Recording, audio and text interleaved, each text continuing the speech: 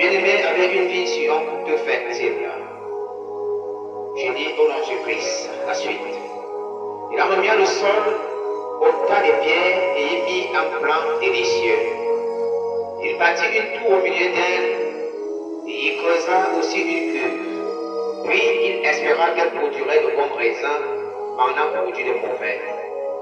Maintenant donc, habitants de Jérusalem et hommes de Juda, soyez juges entre moi et ma vie. Qu'y avait-il encore à faire à ma vie que je n'ai pas fait pour elle?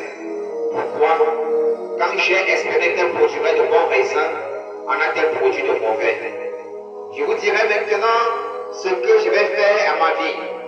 J'en arracherai la haie pour qu'elle soit broutée. J'en abattrai la clôture pour qu'elle soit foulée aux pieds. Je la réduirai en ruine. Elle ne sera plus taillée ni cultivée. Les ronces et les épines y croîtront, et je donnerai mes ordres aux nuées, afin qu'elle ne laisse plus tomber la pluie sur elle.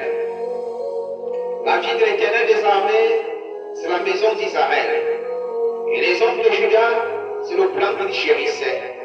Il avait espéré de la droiture, et voici du sang versé, de la justice, et voici les cris de détresse. Malheur à ceux qui ajoutent maison à maison, et qui joignent champ à champ, jusqu'à ce qu'il n'y ait plus d'espace, et qu'ils habitent seuls au milieu du pays. Voici ce que m'a révélé l'Éternel des armées. Certainement, ces maisons nombreuses seront dévastées, ces grandes et belles maisons n'auront plus d'habitants, même 10 apens de vie ne produiront qu'un bac, et en honneur de semences ne produiraient qu'un effroi. Malheur à ceux qui de bon matin courent après les poissons enivrants, et qui bien avant la nuit sont échauffés par le vin. La harpe et le luth et le tambourin, la flûte et le beurre animent leur festin, mais ils ne prennent point garde à l'œuvre de l'Éternel, et ils ne voient point le travail de ses mains. C'est pourquoi mon peuple sera soudain enlevé captif.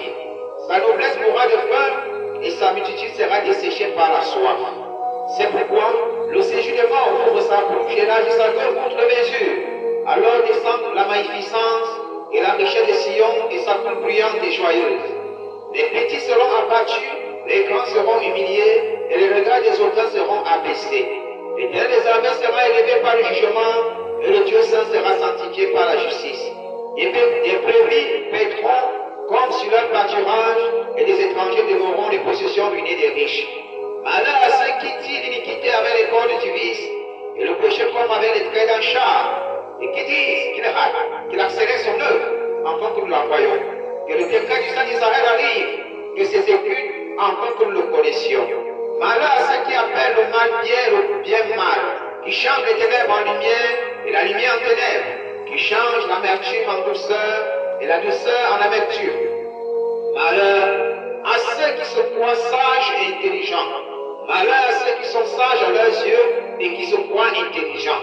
Malheur à ceux qui ont de la bravoure pour boire du vin et de la vaillance pour mener des liqueurs fortes, qui justifient le coupable pour un présent et enlèvent aux innocents leurs droits. C'est pourquoi comme une langue de feu dévore le champ, et comme la flamme consume l'herbe sèche, ainsi leur racine sera comme de la pourriture, et leur fleur se dissipera comme de la poussière. Car ils ont dédaigné la loi de l'Éternel des armées, et ils ont méprisé la parole du Saint d'Israël. C'est pourquoi la colère de l'Éternel s'enflamme contre son peuple, et il étend sa main sur lui et il le frappe. Les montagnes s'ébranlent et les cadavres sont comme des balayures au milieu des rues. Malgré tout cela, sa colère ne s'apaise point, et sa main est encore étendue.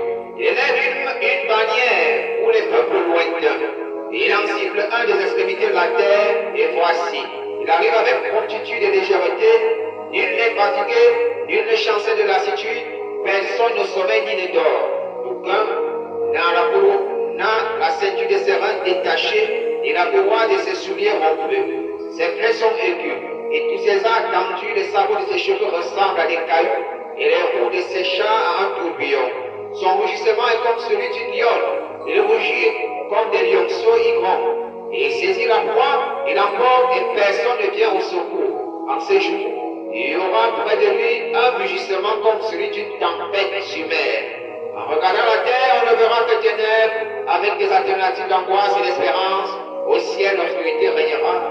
Amen.